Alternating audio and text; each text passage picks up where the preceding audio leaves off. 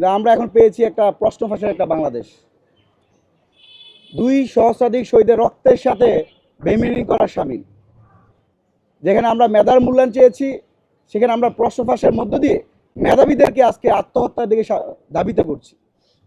আপনারা জেনেছেন গত 9 জানুয়ারি প্রাথমিক সহকারী শিক্ষক নিয়োগ পরীক্ষায় প্রায় 14,385টি পদ শূন্য ছিল। সেখানে 10,80,000-এর অধিক শিক্ষার্থীরা আবেদন করেছিলেন। একটা 13তম গ্রেড, এই যে প্রাথমিক সহকারী শিক্ষক নিয়োগ পরীক্ষা, সেখানে গ্রেড হচ্ছে 13তম, সেখানে আবেদন করেছে 10,80,000 শিক্ষকদের আন্দোলনের প্রেক্ষিতে সেটা বর্তমানে প্রায় 11তম গ্রেডের দিকে দাবিত হওয়ার একটা প্রক্রিয়া চলমান রয়েছে।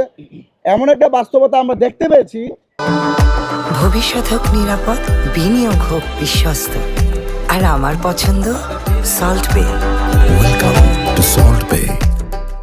সেখানে গাইবান্ধাতে, শুধুমাত্র গাইবান্ধাতেই 52 জনকে আমরা প্রশ্ন ফাঁস এবং ডিজিটাল জালিয়াতি যে ইলেকট্রনিক্স ডিভাইস আছে সেগুলোকে আমরা 52 জনকে গ্রেপ্তার হতে দেখতে পেয়েছি। একই সাথে জামালপুরে 4 জন, নওগাঁতে 9 জন, কুড়িগ্রামে 11 জন, দিনাজপুরে 16 জন, রংপুরে 2 জন, টাঙ্গাইলে 5 জন, ঠাকুরগাঁয়ে 11 জন সহ পুরো বাংলাদেশে প্রশ্ন ফাঁস এবং ডিজিটাল ডিভাইস জালিয়াতির একটা মহাযজ্ঞ উৎসবে রূপান্তরিত হয়েছে। আমরা ছাত্র সমাজের পক্ষ থেকে তীব্র নিন্দা এবং প্রতিবাদ জানাচ্ছি।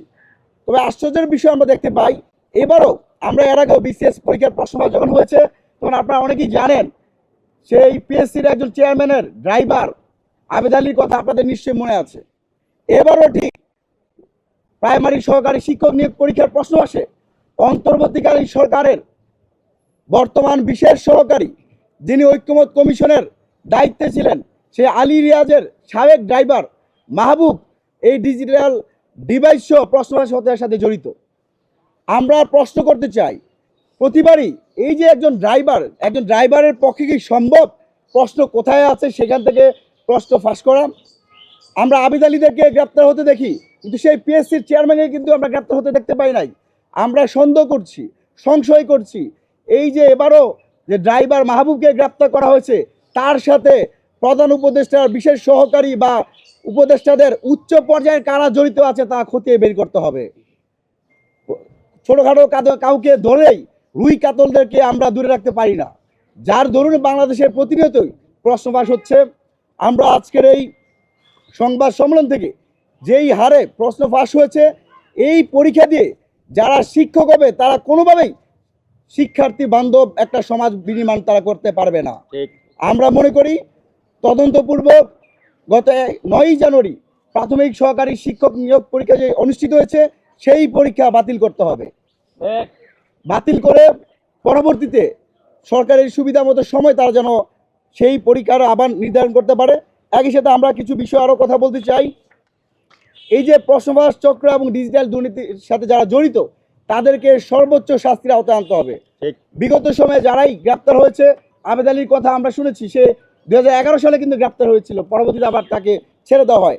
আমরা মনে করি প্রশ্নফাঁস রোধ করতে হলে, বিশেষ করে যেহেতু গতকাল এমসিকিউ পরীক্ষা ছিল, আমরা সরকারের প্রতি প্রস্তাবনা রাখতে চাই এমসিকিউ পরীক্ষা বাদ দিয়ে লিখিত বা রচনামূলক পরীক্ষা অন্তর্ভুক্ত করার যায় কিনা।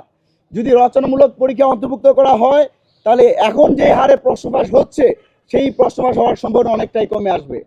আমরা জানি যে শিক্ষার্থীদের দাবির প্রেক্ষিতে প্রশ্নফাঁসের যে মহাযজ্ঞ উৎসব তৈরি হয় তারই ধারাবাহিকতায় কিন্তু 2 ধাপে পরীক্ষা হচ্ছে।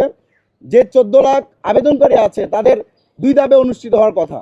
গত 9 জানুয়ারি 7 লাখ শিক্ষক পরীক্ষার জন্য আবেদন করেছে এবং আগামীতে একটা ডেট এখনও দেওয়া হয় নাই, সেখানে প্রায় 3 লাখ।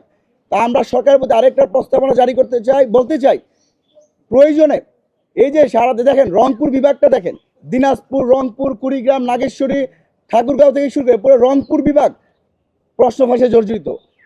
জামালপুরে হয়েছে, তারপর ঠাকুরগাঁওতে হয়েছে, টাঙ্গাইলে হয়েছে, বাংলাদেশের বিভিন্ন প্রান্তে প্রশ্নফাঁস হয়েছে। আমরা মনে করি প্রত্যেকটা বিভাগ ভিত্তিক করে ঢাকাতেই সেই পরীক্ষাগুলো নেওয়ার ব্যবস্থা করা হোক। প্রয়োজনে 1 সপ্তাহ বা 5 দিন বা 10 দিনের ব্যবধানে 2-3টা বিভাগকে একসাথে করে, এখন যেহেতু 2 ধাপে করা হচ্ছে সেই ধাপটা বাড়িয়ে দিয়ে অন্তত 5 ধাপের মধ্য দিয়ে পরীক্ষাটা অনুষ্ঠিত করলে আমরা মনে করি সেই প্রশ্ন ফাঁসের জায়গা থেকে অনেকটাই আমরা রোধ করতে পারবো।